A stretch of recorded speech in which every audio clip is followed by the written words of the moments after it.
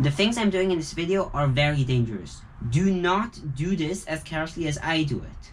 Just using the pull start on my chainsaw caused it to tear the skin off my finger, okay? These are very dangerous. Always follow every safety precaution the manufacturer tells you to do, or be even more careful than that.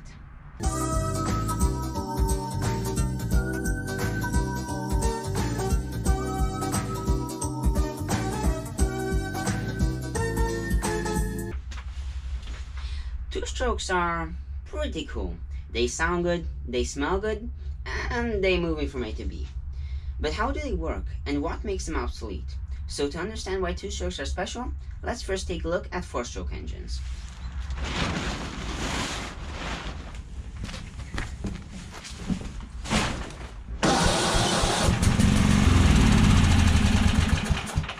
They sound stable and usually make power at around 5,000 RPM, and they're quite easy to understand. Okay, so you've got your cylinder.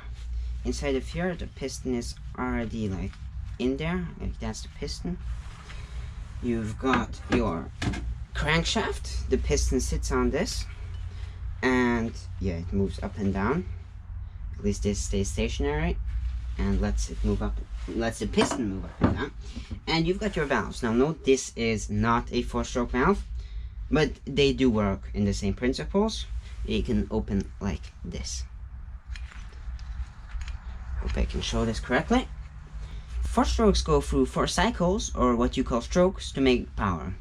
Strokes are the continuous movement of the piston in one direction. That would be going from the bottommost position to the topmost position, or going from the topmost position to the bottom. Yeah, understandable. In the first stroke of four-stroke engines, the piston goes from the topmost position to the bottommost position while the intake valve opens. This creates a vacuum here that sucks fresh air and fuel mixture into the combustion chamber. The second stroke is compression. All of the valves close, which are at the top, and the piston moves back up. This compresses the mixture, which makes it way more flammable and explosive. Then you have power. The spark plug, which is this one, ignites the fuel and air mixture, basically creating a small explosion that we control, and that pushes the piston back down, which moves the crankshaft and allows it to make power.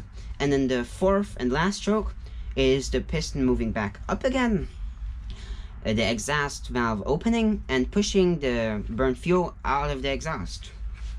And that's basically it. This engine in here displays about 360 cubic centimeters and makes about 11 horsepower. And it's easy to maintain, reliable, and yeah, I can mow my lawn. So, where do two-strokes come into the picture? On the 31st of December 1879, which is exactly 143 years ago, the inventor Carl Benz had enough of wasting so much time with all those different strokes and invented the two-stroke engine as we know it now. At the time, this was absolutely revolutionary. Like, you could make an engine that's easier to build, makes double the power for the same displacement, and lasts longer because it's just simpler. And to show you a typical example of a two-stroke, here I have a chainsaw. And it's quite hard to show you how it works. So here is the same chainsaw, but with all of the unnecessary parts removed, so we can take a look at it. This part over here is the carburetor. All you need to know is that this creates the air fuel mixture needed to create combustion. It's a bit too complicated for this video. Okay. This is the spark plug. There are 2 electrodes, and when a very high amount of voltage goes through in here, it creates a spark, igniting the mixture, which is controlled by the magneto over there. There's this flywheel, and on this flywheel there are 2 magnets over there, and when they move past these things, which I don't know the name of, it creates an electric pulse which is heavily amplified and sent to the spark plug. This here is the exhaust. Very important for two-strokes, but we'll get back to that later. And then we've got the great prize waiting for us, the cylinder, which I don't know how to remove on this chainsaw. I haven't actually removed this on this chainsaw ever. So you're here for the first, your premium viewer. It can't be that hard.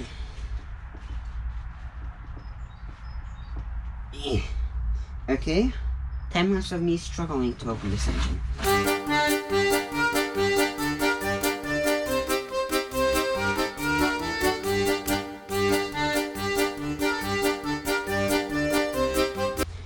Okay, so the moment of truth.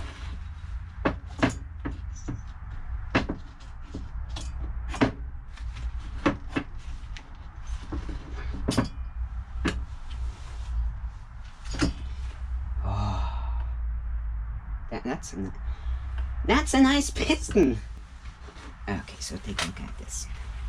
This is how a assembled two-stroke engine looks. Here you've got all parts nicely. It can go down, it can go up. Okay, so if you look into this chainsaw cylinder, you notice something very peculiar. There aren't any valves. So how does a two-stroke engine work? Now here comes the fun part. So if we go back to four-stroke engines, we know that we've got intake, compression, power, and exhaust. Now, but what if we turn the engine upside down? Then we've got a second chamber that's controlled by the piston. So while we are compressing things up here, we're still sucking a vacuum at the bottom. So we could just suck air and fuel mixture in there. And while we are doing power stroke, this volume is getting smaller, and the pressurized fuel and air mixture could just be pushed back in to the combustion chamber. It's a revolution. We can do two things all at once, which means that we only have two steps. So the two strokes in two-stroke engines are intake and compression at the same time, and transfer, which is from the bottom to the top volume, and power at the same time, allowing us to only have two strokes, up, down, up, down, up, down, up, down, making power, power, power, power, which in the end sounds like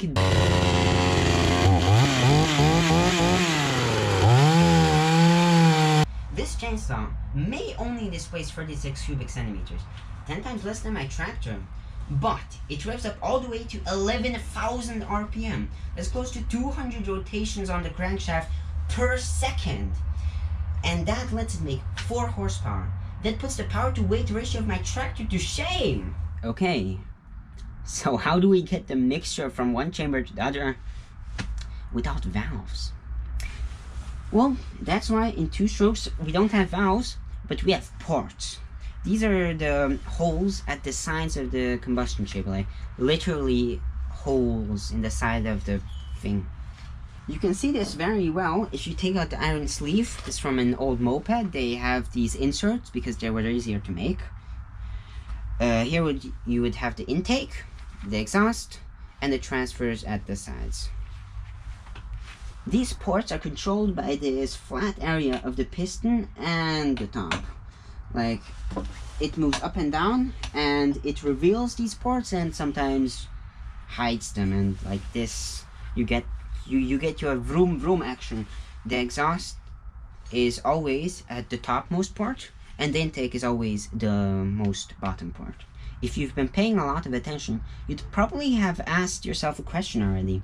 And that is, during the transfer stroke, how do you keep the fresh mixture from just not going straight out the exhaust? And that's where the exhaust comes in. Not this little one. This one. This is gonna get a bit complicated as we're delving into some pretty tricky stuff about racing two-strokes. This exhaust works on the principles of resonance, like a perfectly tuned instrument. As the exhaust gases are going through here, due to the pressure differential of this being low pressure and this high pressure, this gets sucked out, including some fresh mixture, which we don't want. This creates a pressure wave going along this part. Then this pressure wave bounces off this part, and that creates back pressure.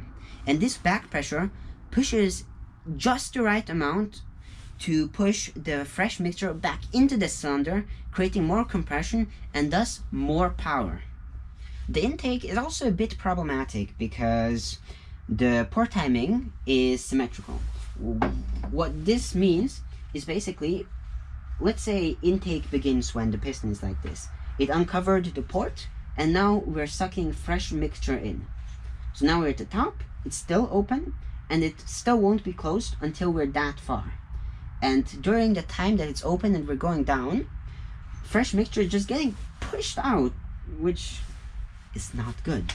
And that's where the reed valve comes in. We can just eliminate pour timing completely and just push this somewhere like in there, like under the piston. And a reed valve is basically a one-way valve. You have these little flaps, and these flaps operate on pressure. When there is high pressure here and low pressure here, these flaps open like this and let air through. And when there's high pressure here and low pressure here, these don't let anything go through.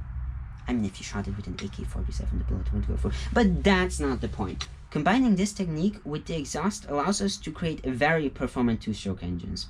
I am building one of these engines right now.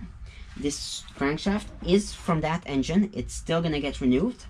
If you want to see how that racing engine turns out, stay tuned. But there's still one problem that's holding two-strokes back. And that's also the reason why they became obsolete. You see, in four-stroke engines, it's very simple to oil the crankshaft. Since the piston blocks anything from going above the combustion chamber under and vice versa, you can just have oil down here, sloshing around, lubricating the crankshaft, yeah, all the good stuff.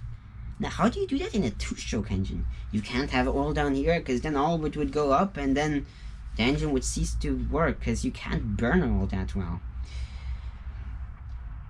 So you lubricate it by mixing oil into the fuel.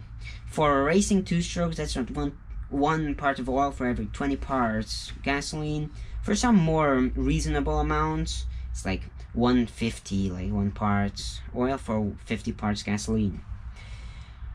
And we also burn that oil, which is the reason why you have so much smoke coming out of the exhaust. Since this is about as bad as setting a barrel of oil on fire, the governments have banned two-strokes from getting produced. I mean, you can buy chainsaws, but in the two-wheeled and four-wheeled industry, that's how the two-stroke went from dominating it to being a memory in the people who use them.